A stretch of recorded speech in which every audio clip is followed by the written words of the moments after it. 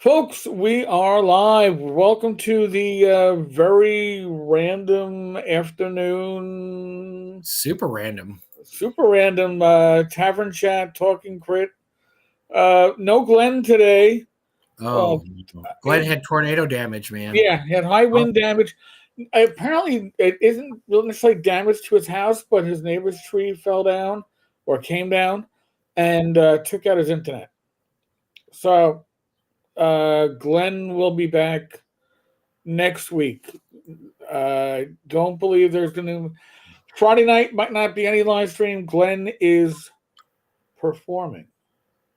and well, I mean, the tree down, he doesn't have any internet now. So, By Friday, he should have it back up, but he yeah. won't be home in the evenings anyway, because Glenn is an actor. He's a thespian. He is a thespian. He is. And look, that voice of his, come on, he has to be. He's either got to be a radio announcer or an actor, in his life. I mean, that's what he was born to do, one of those two. So, and he looks like a hill giant. So, yes, he was definitely probably born to be an actor more than just a radio personality. So, yes. So he's performing, I think, this week and next week. So, but it's in the evening. So we will have Glenn back during the day. But like I said, power. Well, he has power, but he doesn't have internet. So we may have Jim Kitchen later on in the show. But again, these are random afternoons for. Yeah, this is totally random. Totally random. I mean, normally it's on what, a Tuesday or Thursday. What's this doing on a Wednesday? I mean, I don't know. It's all scheduling. Yesterday we had to take we took my parents out for lunch, and tomorrow Rach has her weekly workout, which got rescheduled. So then Wednesday became the day. Daniel, will you please stop putting all those flags into the chat? God. Or I will have to ban you. Off. Yeah, right. I might have to bounce. It looks like this cat climbed up on the computer. Okay.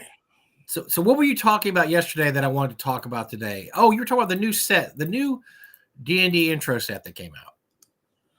Oh yeah, it's coming out in September. It's their new beginner box.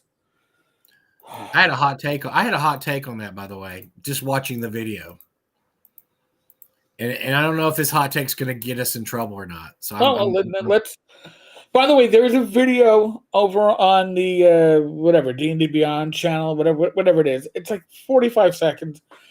It's worth watching just for your entertainment value.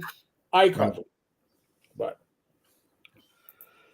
yeah, I have a hot take. My hot take is that I look like it was. So first of all, I think it's a.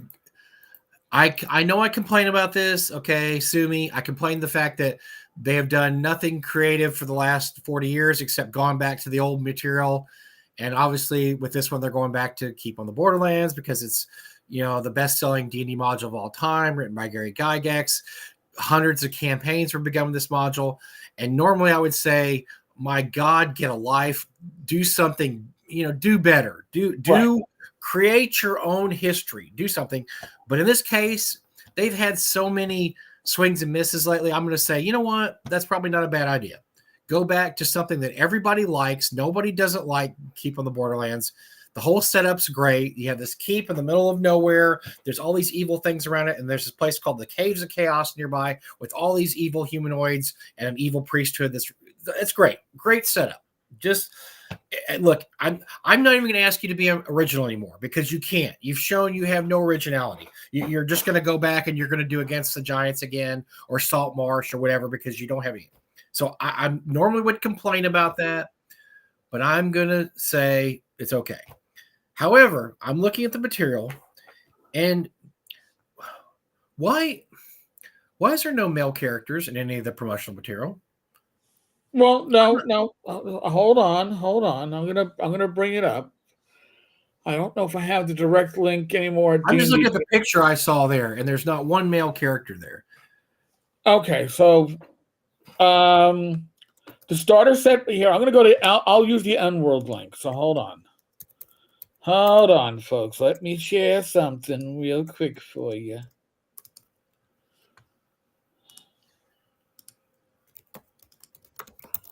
All right, so this is the box set. The box set cover has 4 characters on it fighting a very small dragon. I mean, that dragon Okay, I saw that. Yeah. is really small. But There not are every dragon has to be a giant red dragon. Now I don't actually disagree with that either. Not every dragon has to be more gigantic ass, house no destroy, especially your low level. This is a beginner set. You're right. not gonna No, I fight a got you. giant dragon. Yeah, you're gonna fight a little teensy dragon. Maybe it's a wyvern, but I don't know. So on this cover, you have 2 characters that are obviously male, and I say obviously because they have beards. Okay. Okay, Yeah. okay. All right. But the primary character, I'm guessing that warrior with the sword greater than they are, I'm suspecting that's supposed to be a female. And the archer in the background behind the caster is likely a female, but we'll move on from that. All right. Well, I will. So I will say that I was wrong on the cover. So the cover it's a 50-50 mix there. They Right. got two dudes and 2 chicks. All right. Now, yes. Now this is what I saw. This is what I saw, and I was like, wait a second. How is this? If I'm a young man wanting to get into role playing games, how is this appealing to me? Because I have looks like a woman warrior. Well, yeah, I can't even. I can't even tell. I'm not going anywhere with that. I just said a woman warrior. It looks yeah. like a female dwarf. Yes. A female halfling. I think that's what cornflower is, and a female fighter or something. I think that Malin looks like she could be. I don't know. She's got a big giant pack there. Maybe she's a human trader. Okay. Yeah, so she's a merchant. Okay, she's a merchant. It makes sense. No, and you are not disagreeing with you. However, if you really zoom in, Heroes of the Borderland, again, there's somebody with a goatee.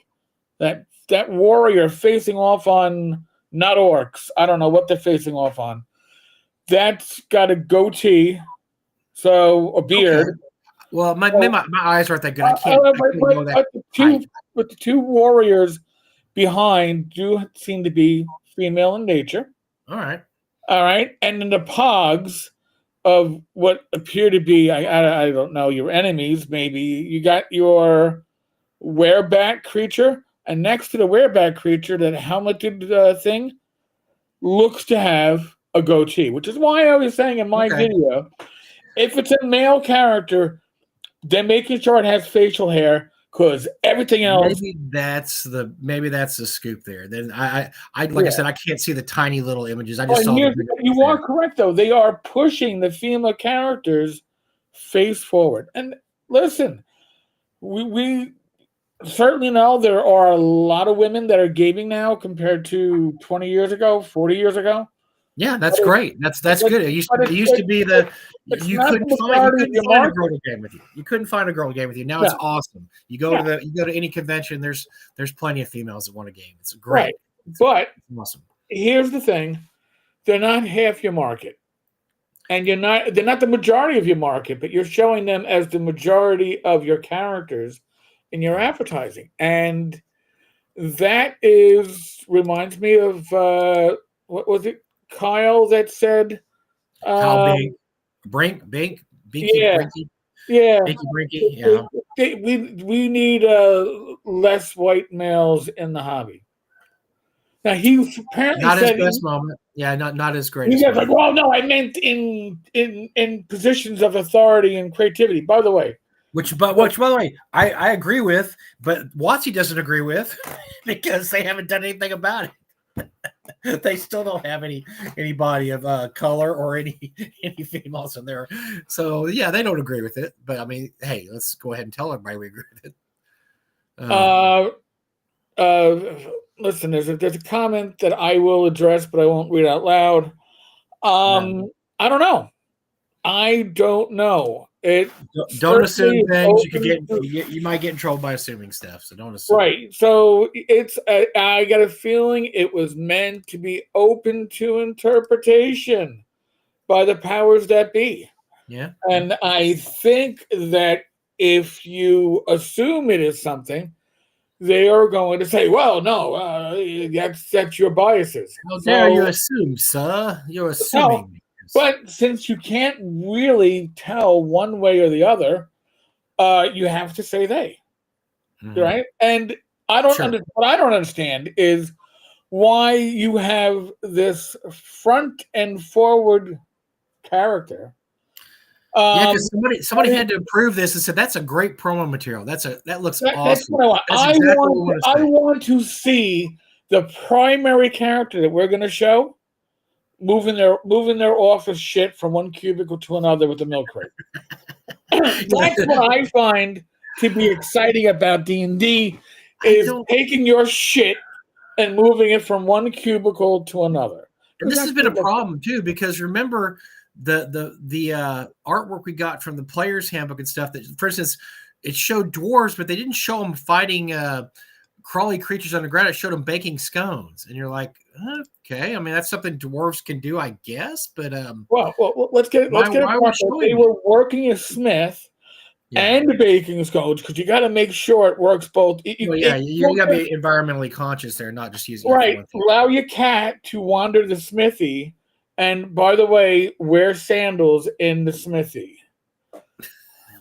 Oh, I forgot that. Yeah, it's Ah, not the smartest. Yeah, well, maybe dwarves are so thick calluses they could just the embers fall. Oh, I don't know. Anyway, if you have to look, if I want to see dwarves, just show me dwarves with a big giant battle axe, cutting open a dragon's head or something. I don't really care about what they do in their off time, eating baking scones and doing whatever. So that's what I'm saying is marketing has not been up to snuff lately. It's just been very, very odd. Their choices are odd. Let's put it that way. It's very odd, their choices. Edward makes an interesting point. You're missing an important point about marketing. Though the exact numbers in dispute, between 92 and 98% of commercial purchases in the average American family, that choice is made by mom. Yeah, dispute that when it comes to games. I'm sorry. Mom's not picking out Grand Theft Auto. She's not picking out The No, Witcher. that's dad's buying that to make their Well, that's child what I'm happy. saying. I would say Yeah. games are more. It's not really a commercial purchase as much as it is a hobby purchase. And I think moms are like close to zero because my mom had no clue what to buy me if it came to D&D or anything gaming. Not a clue. She just gave me money and said, "Look here, your birthday. I know you like that D&D stuff.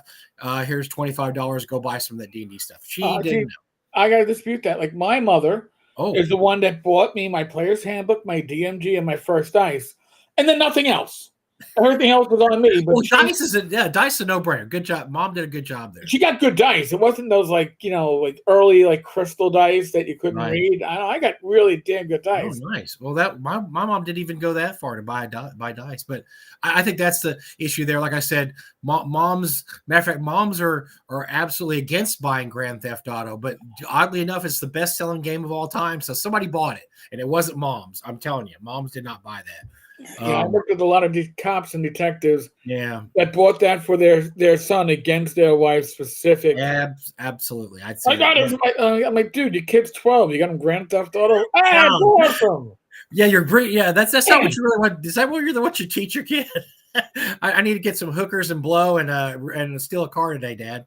All right. Well, I'm glad you're learning that, son. You're well on your career path to be a cop. Excellent. Yeah, I mean, well, if you're a cop, it's like experience, right? It's job experience. Yeah, you're dealing with the low lives. You're figuring out how to do it all. Oh. Well, my daughter will only buy her kids they don't get any shooting stuff. They can only buy like Madden and Mario Kart and anything sportsy or like whatever. Nothing. No, there's not allowed to be any fighting because that is a family where the mom does buy. It's my youngest daughter, and she will not buy anything with guns on the cover or bombs or shooting or swords. Sports only or Mario Kart or I don't know, maybe Minecraft. Although Minecraft has fighting in it, although it's not really. It's not real fighting. No, it looks goofy. So I think she did that. But yeah, I think that I see your point, Edward, but I don't agree with it in this case. I don't think moms are going to be the majority buyer of the D&D set. But well, you know what? And here's something that is obviously to me part of the marketing push is the idea that boys today should be more, I don't know, feminine. Girls should be more masculine. That the sexes should be brought closer to this middle ground of ambiguity. But then there's a kickback too, Eric, that then you have the opposite, that boys aren't being masculine enough and women aren't Yep. being feminine enough. So I mean, you have this dichotomy going at each other there with, well, are men, macho enough? Are they not? Or feminine enough? Or well, no, men, and it's just this big mess now. So it just tells me, if Edward's right, that tells me they're committing to one side. They're saying, nope, men want to feminize, or they want to have more female examples. So that's where we're going to go. Well, and it's weird because it's a double-edged sword, because they want men to be less, I don't know, gentlemanly, masculine, but they get offended if you hold the door open for them. But then if you don't give up a seat in the subway, you're also looked at like you're rude. So there's I have some great stories about that. That was a big thing in the 80s. That was huge because you didn't know what to do. 70s, well, you still don't know what to do because it's come around again. Well, I hold open the door for anybody that looks like they're older than me. I don't care if they're male, female, or whatever. So I just hedge my bets. If they're older than me, and I get the door held open. Look, this is very humbling. As somebody who just got in their 60s, I'll go to the QT to grab a Diet Coke, and I'm walking out, and these young kids are holding the door open for me. And I'm like, thank you, sir. But thinking, okay, that's the way it is now, huh? I look like I'm a feeble old man, and this guy is like in his 20s, like, I better hold the door open for Grandpa here. And that's tough, man. That's tough to realize that you're the one having the door held open for you instead of you doing the opposite. I've had young ladies hold open the door for me. I'm like, oh dear. Well, This is not good. I was still working, so this is going to be 9-10 years ago. I had my niece Shannon out at what do you call it? One of those family restaurants, and I was given the senior discount. Oh, automatically without even asking. Without even asking, that's a rough one. Yeah, and I'm looking at it, and I'm like, and my niece, she was like 5, and she's like, Uncle, what's wrong? I go, I just got the senior discount. She goes, is that a good thing or a bad thing? I go, it's a bit of both. It's a bit of both. Saving the money, yeah. I don't mind. I'm saving 15%. However, it means they think I'm 65. Well, see, their problem was just giving it to you without asking, because I get asked sometimes, and like Schlotsky's gives a senior discount. It's pretty good, 10%. Right. And they will size me up and say, should I apply the senior discount, sir? And of course, I always say yes because I'm cheap. But my wife will no. I'm like, honey, you're older than me. Yes.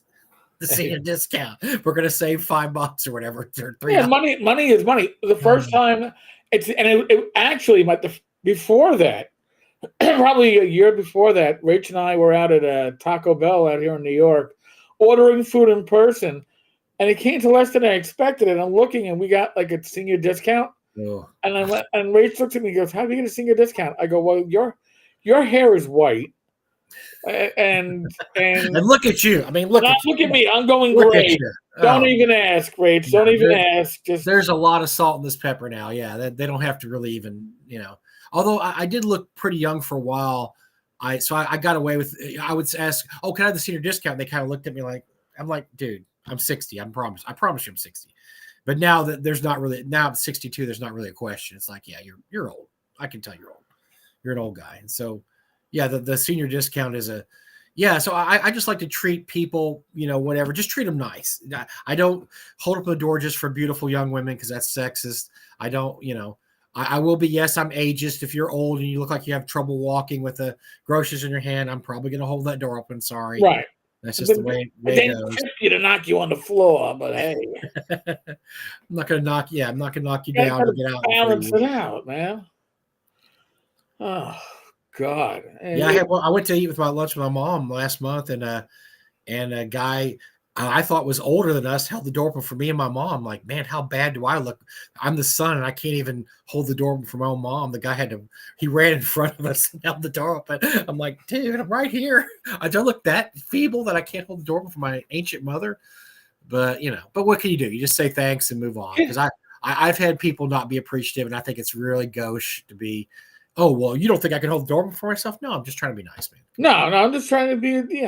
I think everybody holds the door open for me, and I try to do the same for others. By the way, John, that's kids do that too, not just So John, my gray, because my hair used to be brown, and now I don't know what it looks like. This all came in the course of a year and a half, and you could blame it on my marriage because I had just gotten married. But literally 2 days before I got married, I got a position in at work that was the liaison with us and another agency, and I really think the gray hairs came from being that liaison. And, oh God, it was. I learned a lot of life lessons. I learned how to deal with people. Wow. But that's stressful. And I noticed the first time I ever noticed gray was when my daughter first came to live with us, my wife and I, my stepdaughter, and I was sporting some gray within a year. That aged me prematurely. I blame it all on her to this day. That definitely prematurely did something because I was like, man, where are these white hairs? And I'm like, holy shit, I didn't have this until my daughter came to live with us. And there you go.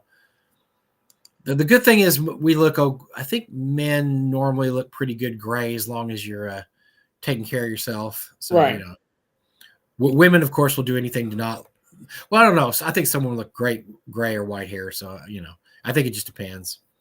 Yes, Edward. I was raised the same way. I think many of us were from our generation.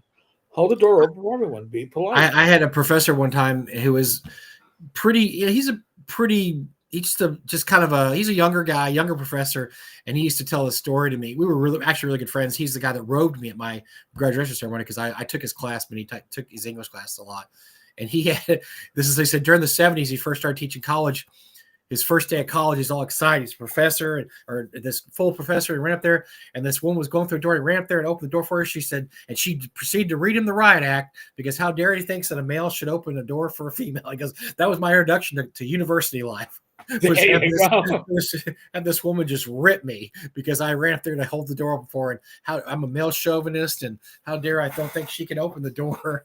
And I was like, well, yeah. He goes, so you always like to tell people now that you guys this is the 80s. He goes, you guys got it so much easier now. We had to put up with all this stuff when it happened. He goes, we didn't know how to act for years. We didn't know, and now, of course, like you said, it's just as bad as it ever has been. Do you ask a girl for a date, or is that stalking? If I ask a girl out, is it stalking, or am I being charming?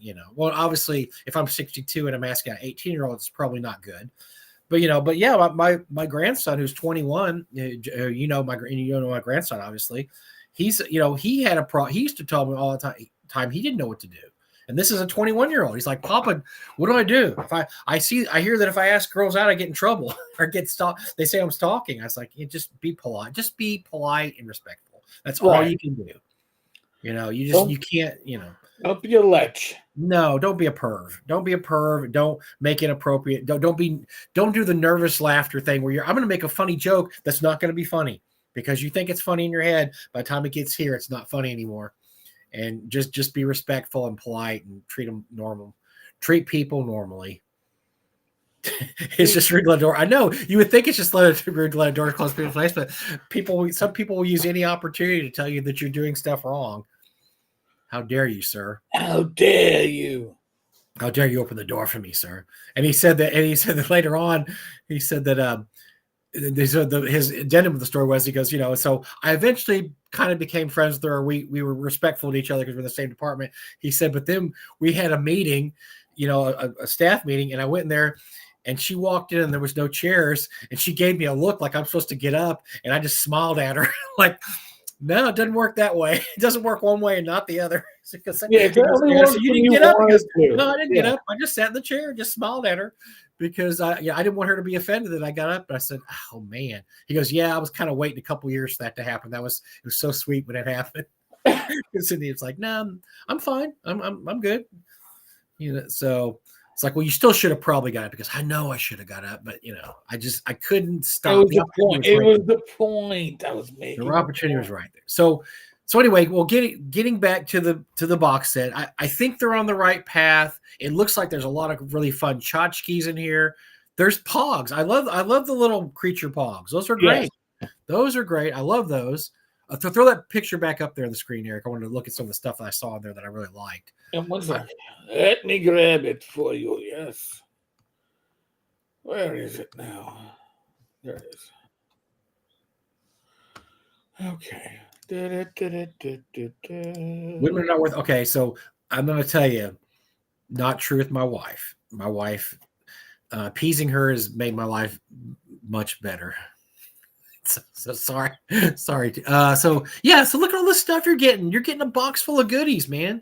You're getting a kick-ass picture of the keep, which I always wanted. Which I love that picture on the back of B2. I have a B2 around somewhere that had the picture of the keep. I thought it was so cool because I could actually visualize it then. Seeing that. But yeah, look at all you're getting character cards. You're getting all kinds of books. I mean, I'll probably buy this just because it looks cool. And I'm not. Well, I say buy. I don't spend any money with WotC. I'll acquire it at some point. It's at some point it'll be acquired by me. But it'll just land in your lap. Yeah, I'm not going to probably spend money on WotC anymore. So, it has three adventure books, which I find is interesting. Now I'm going to work on an assumption here that each one covers one level of play. Keep on the Borderland, Caves of Chaos, the Wilderness. Keeps of the Borderland is going to have to detail the whole area of the keep, and the Wilderness is all the area around there, right? And then the caves are the caves. So yeah, it makes sense. You got your three. That's your three main sections of B2. Keep on the Borderlands, and look, the reason it's such a so. The story for those who don't know it is when the first. Oh, look what I have right here. When the first box sets came out. Hold on. Oh. I'll unbacon you for a moment. Right. When this classic baby came out, this is kind of beat up. The module inside was B1 and Search the Unknown, written by Mike Carr. Back at the time, you earned a percentage of stuff that you wrote. What you made a percentage of what stuff you wrote. The story is, I don't know if it's true or not. Gary noticed that Mike Carr was taking home some hefty checks because this box and then the other box, the next one, which I don't. Oh,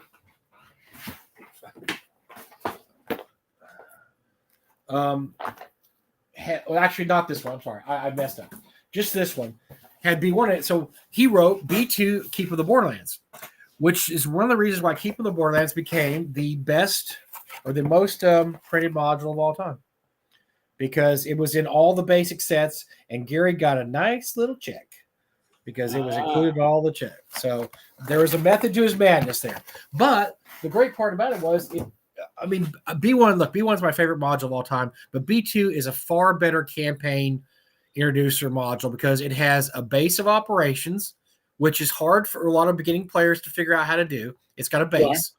It's got a whole giant wilderness area, which there's some encounters there, but a lot of it, there's no encounters. I mean, we all remember the Mad Hermit. Remember the Mad Hermit? He's hiding in the bushes and he's living in a tree and he's got a mountain lion as a pet. That's pretty hefty foe for a second level party, and he's not friendly. They don't call him the Mad Hermit, for nothing. Right. And then you've got the Caves of Chaos, which is this giant, area, like a, what do you call it?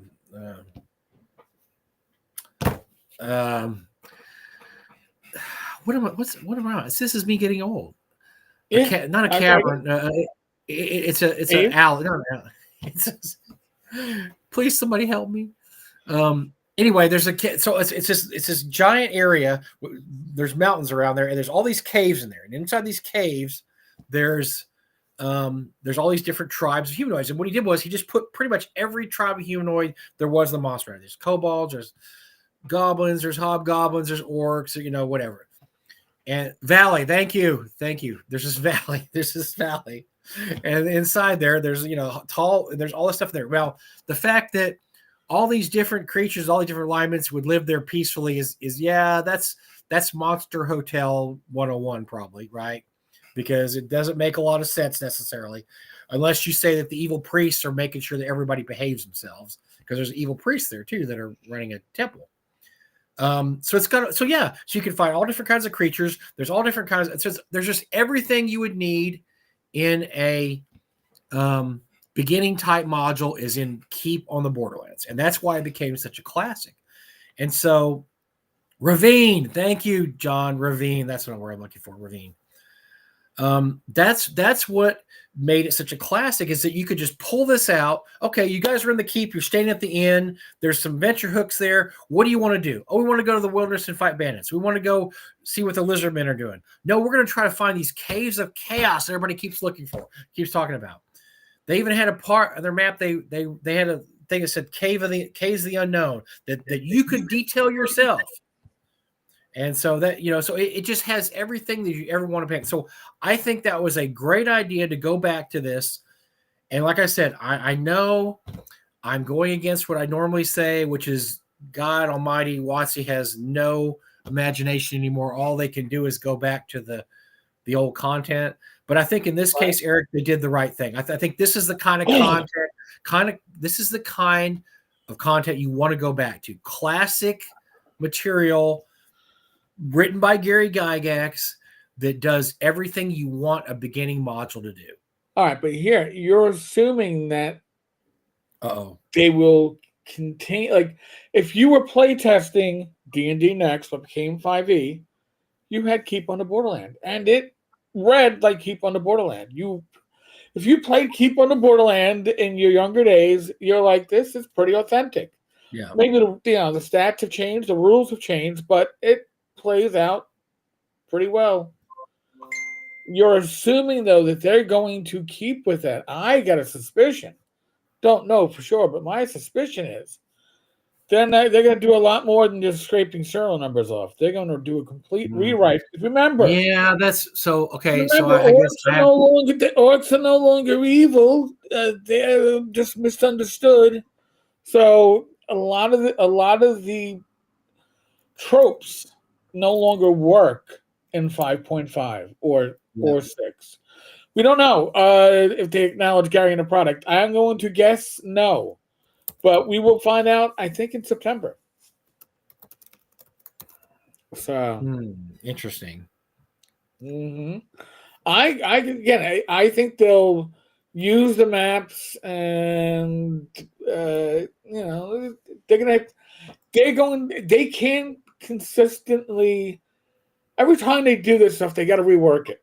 And like we saw with Spelljammer, there was very little Spelljammer in their Spelljammer. If that makes any sense. I would look. If they don't acknowledge Gary in the product, that's ridiculous because he wrote it. They must acknowledge him. But I don't know. They've made so many blunders in the last couple of years. Who knows? But I want so look. I mean, they're probably going to change some stuff up now. They have their new marching orders that orcs are not allowed to be, evil creatures. Does that mean there's going to be evil orcs in the cave? Is there going to be an orc cave with evil orcs in it, or orcs not going to be in the cave? Are goblins still? I guess goblins are still evil, right? Aren't goblins are fey now, right? Goblins are yeah. So I don't know how they're going to do the caves of chaos. I don't know how they're going to step around all the rules they've made for themselves and say, okay, well, yeah, we can't do this now, we can't do that. I mean, I guess they could make it just all a bunch of bandits, but that would lose kind of the whole feel of the caves. The whole Caves of Chaos purpose was to introduce you to all these different humanoids and how different they were, and they looked different, and they acted different, and they had different tactics. So it was all kind of like I said, it was an introduction. It was an introduction to what you were going to find in the game. Yes, it didn't make any sense that all these different humanoid tribes were living near each other, and although it does, the module itself makes reference to the fact that they don't get along. They don't get along. Sometimes they go over there and they beat up, like I think something like the hobgoblins go beat up the goblins every once in a while, and the goblins go beat up S goes downhill, right? And the goblins go beat up the kobolds every once in a while, and then the ogre lives in one cave, or the minotaur. I'm sorry, there's a minotaur in one cave. He goes and just beats the hell out of whoever, and it even says that some of the I think there's a line there that says they either him or the ogre, the other groups can hire him. I think it's the ogre. They throw some gold in there and say, hey, we want you to go beat up the kobolds. All right. And he goes over there and slaps them around a bit. So they don't get along. They don't get along there. So I'm interested to see what they how they do it. So, but I think just looking at it, they're on the right path. It has a lot of little fun tchotchkes in there. But I don't know. I don't know what they're going to do because I don't trust them anymore. And you shouldn't trust them. If you're an OSR guy or old school guy, you should absolutely not trust these people anymore. Trust has to be earned. They have earned nothing. Nothing. By the way, did the Monster Manual? It came out, right? It's out now, right? I think Monster Manual is out. All the books now. Here's, folks, if you've been playing D&D, how do you group? Yes, I heard this. All right, so if you want to find a dragon, right, you go to dragons. You want to find a giant, you go to giants, right? No. Giant, green dragon is going to be there right around giants. Well, not giants, because giants are their own. So green dragon, hill giant, red dragon, whatever. They are no longer grouped by. That's a nightmare. Species. They're grouped by they're just by their. Red dragon comes after. That's a nightmare. After Rascula or whatever the fuck that creature is called. Basically, they don't have sections like dragons, demons, whatever. No. They have Ice Devil would be under I, and Fire Giant would be under F. That's a nightmare. Dude, that's a nightmare. That's a nightmare. Stupid. But look, this has been a trend for a long time because I don't know what the first book was that had all the spells in alphabetical order, but I hate that. To this day, I hate that because when I look up a spell, like if I look up a fireball spell, I go to the third level spells of a fireball. I don't want to have to flip through 87 pages of spells for F and then find fireball. I want to just know. I want to know. Okay, look, this. I want to look up third level spells. I want to have all the third level spells in one spot so I can look them up. I don't want to have to flip. Okay, fireball, lightning bolt, haste, slow. No, I hate that trend. That trend's been going on for a while. I wonder if the dwarves are like, if like hill dwarves and mountain dwarves aren't next to each other. If like hill dwarf, hobgoblin, minotaur, mountain dwarf. I mean, is that how it's going to be? So Marx has a good point. Aren't they engaging in the colonialism with this product? Civilization is working to tame and domesticate the untamed lands. How dare you, sir? How dare you? But that's a point. I mean, look, we can't trust them anymore. That's a point. Are they going to? What's the rationale going to be? So I think the rationale used to be for the keeping the borderlands is that you're on the borderlands between civilized lands and uncivilized. The keep was there to make sure the uncivilized portions didn't go into the civilized. I'm going to assume. I mean, I know this is a huge assumption. I'm going to assume there's still bad guys in D&D or bad things to happen. Misunderstood individuals. I mean, their goals don't align with yours. I mean, let's say you're not. Maybe they can set the whole rationale up that you're not actually invading any territory. You just have the keep there to prevent the bad guys from getting in, and your little kingdom's perfectly happy where it is. They're not expanding at all. They're not cutting down any trees. They're not killing any squirrels. They're not expanding at all. But yet there's these really bad creatures out there that just want to destroy all that. I guess you could use that rationale and say we're not trying to expand at all. But yeah, that's going to be interesting how they're going to get around that rationale that although like I said, I think the original module, the whole setup was, I could look it up. The whole setup is that you're just there to prevent the bad stuff from getting in. Like I said, certainly there's bad guys in the real world. Certainly there has to be bad guys to fight, right? Otherwise, what's your gaming session about? The bad things, Mike, are spilling a mocha latte on the smithy floor. Somebody's got to clean that. I got a sticky spot on my smithy floor. What am I going to do with my scones? That makes me actually kind of want a cafe mocha right now. I just didn't think. I haven't thought about a cafe. Cafe latte would be good. Cafe mocha would be even better.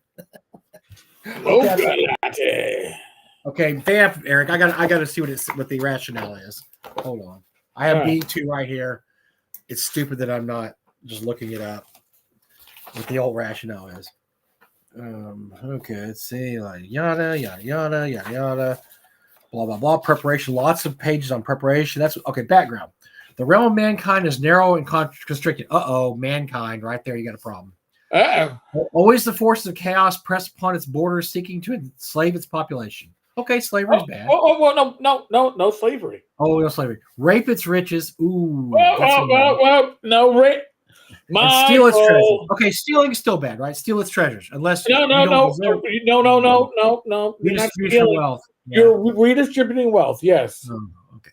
If it were not for a stout few, many in the realm would indeed fall prey to the evil which surrounds them. Yet there are always certain exceptional and brave members of humanity. Well, humanity is species. As well as hold on. As well as similar individuals and its allies, dwarves, elves, and halflings. Okay, they throw those in there. Who rise above the common level and join battle to stave off the darkness which would otherwise overwhelm the land.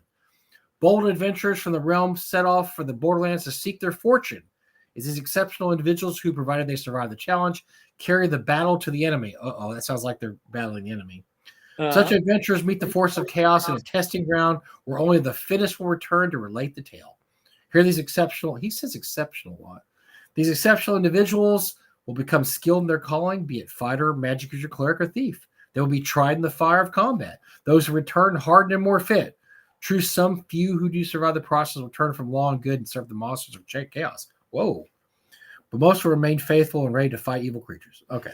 So yeah, that's a little problematic. But you know what? You can't. They didn't mention Dragonborn or orcs as allies. We know that Dragonborn and orcs are allies. They're allies. They're just misunderstood. Don't worry about it. Yeah, they're gonna. Yeah, I'm interested to see how they're going to explain this. Boy, that makes me want to run B2 again too. Just looking through there makes me want to run some B2. Oh man, I love me some B2. So Edward, yes, isn't that fat phobia? Well, yes. So there's evil humans, right? I mean, so there's evil humans, so there has to be evil orcs too, and evil goblins, and evil kobolds. I mean, so there can be good kobolds, but there's also evil ones too, right? But but you can't. You can't point it out because that. No. They were misunderstood for years. Yeah, it's gonna be awful, man. It's gonna. So if I got the box set somehow, could I just use the maps for my campaign and not use any of the gobbledygook? The maps look good. I could just use them. You could, but remember, these maps are made for the pot. So now, folks, let me just step back for a second. The idea of playing D&D with terrain and pre-printed maps you lay out your table means that it's a board game now, because it isn't like Fog of War. It isn't like your players are exploring. They see the whole dungeon in front of them. Sure. They see everything in front of them. It's just, at least with the VTT, you got Fog of War, and you can reveal as the party goes through. It simulates, to some extent, drawing a map. This isn't drawing a map. This is, where do you go?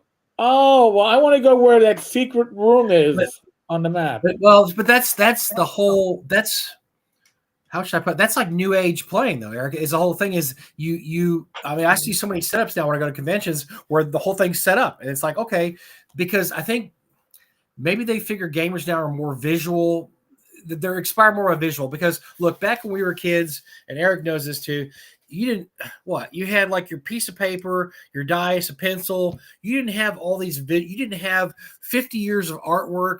You didn't have 50 years of video games. You didn't have 50 years of movies. You had to imagine and visualize everything in your head. When you drew a castle out, you just drew it out. If you were lucky, you had some of those little boards used to come out, dungeon squares or whatever, and you could put, oh, wow, we can explore characters there. Now you've got 50 years of terrain, of movies, of videos, of visual stimulation. So kids nowadays are much more visually stimulated. If you ask a kid to roll in there and we're just going to write all this down, we're not even going to use minis, then they're going to be like, oh, I don't know if I like this game. You gotta do something to bring people in. I don't have a problem with minis. Look, I always use minis. I love minis. I don't mind visual stimulation. I like to look. One of the cool things that Greg Gillespie does in his super modules is he has in the back. Yes, one of the sections is artwork of the rooms. It's really cool. That's awesome.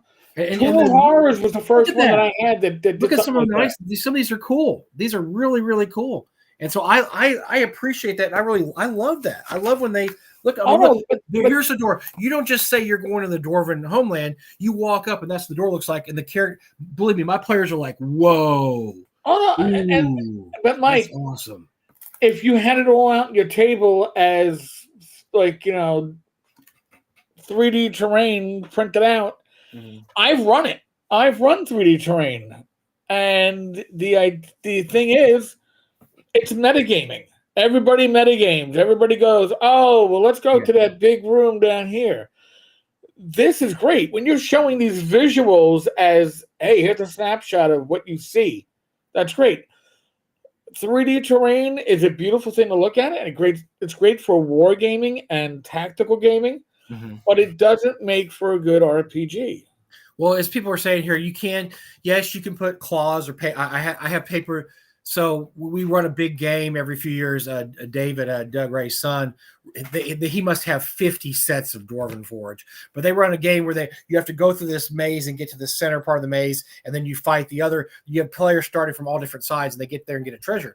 So they cover it all up. And as you move through it, they reveal it slowly. So you don't know where you're heading. You could be heading for a dead end, and your guys are heading down there, and like, oh, man, dead end. We got to turn around. So you can use kind of a fog of war type, like I said, put in paper. Okay. It's crude, but you can do that. But I think the visual, like I said, I think people are much more visually oriented now. I like that stuff. It doesn't bother me. I know people that are old school and like, nope, we don't even still use miniatures anymore. We use dimes and M&Ms. I don't know, whatever. I'm like, what? Why not? Miniatures are cool. They're awesome, dude. I mean, nobody doesn't want to look. If you play D&D, you want to be able to pull out your box of painted lead, and yes, lead is no plastic, folks. Lead. If you're doing plastic, you're doing it wrong. You've got to have a chance. Maybe pewter, okay, but you've got to have a chance that you'll catch a disease by putting the miniature in your mouth and sucking on it, or sucking on your fingers after.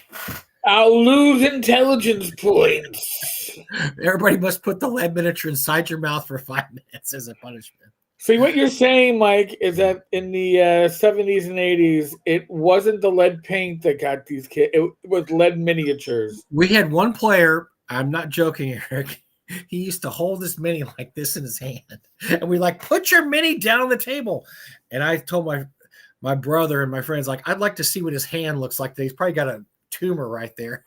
I got a tumor. His lead was right there. He was holding the lead like that. And we'd always go, where's his character? Oh, it's here. Oh, here it is. Quit holding your character. He has to be on the table. Because see, this guy, he liked to make his character wherever he needed to be. It would be like, my character was over here. He's right behind the bad guy. Wait, hold on. What the hell? And so he'd hold him in his hand all the time. So I hope he doesn't have a tumor in his hand at this point.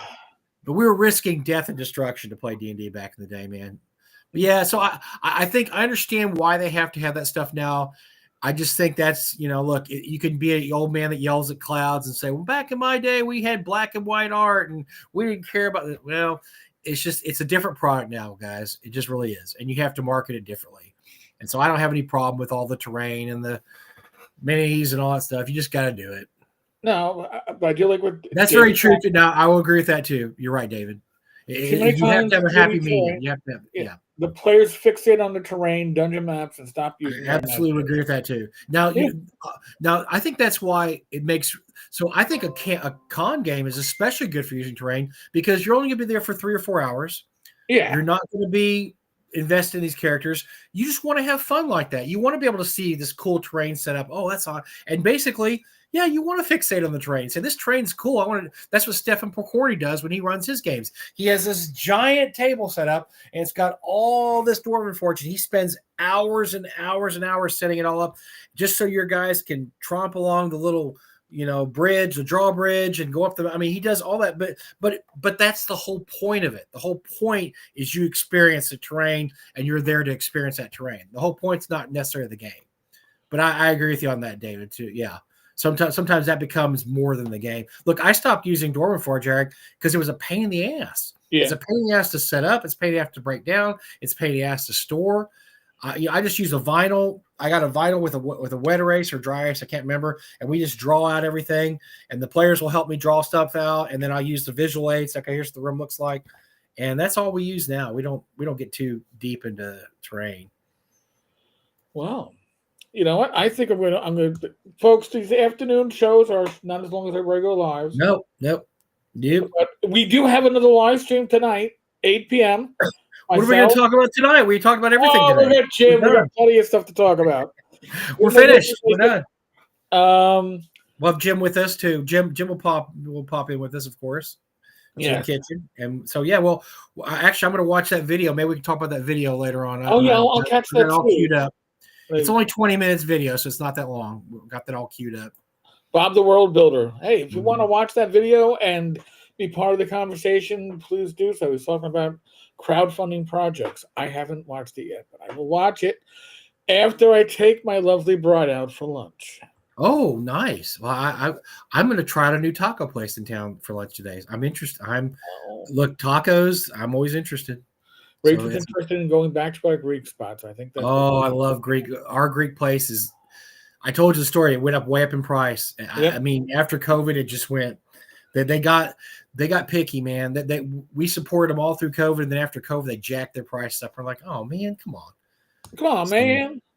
So, folks, 8 p.m. tonight, live stream. 8 p.m. tomorrow, live stream. 8 p.m. Friday, live. Well, I don't know about Friday. Eric's doing a marathon. He's doing a marathon. We'll see about Friday. I may have to grab a body or two to guest host with me. Oh, dear. But Saturday, Gamers Health. So we got plenty of live streams, and we got shorts on this channel, by the way. If you need something. Yeah. Well, I watch those shorts. I hate me being the center of one of those shorts. Mike, you'll be the center of at least one of these shorts. I look like such a weirdo on those shorts. Oh, all right, folks. Thank you and God bless. We'll catch you later. Thanks, everybody. Thanks for showing up.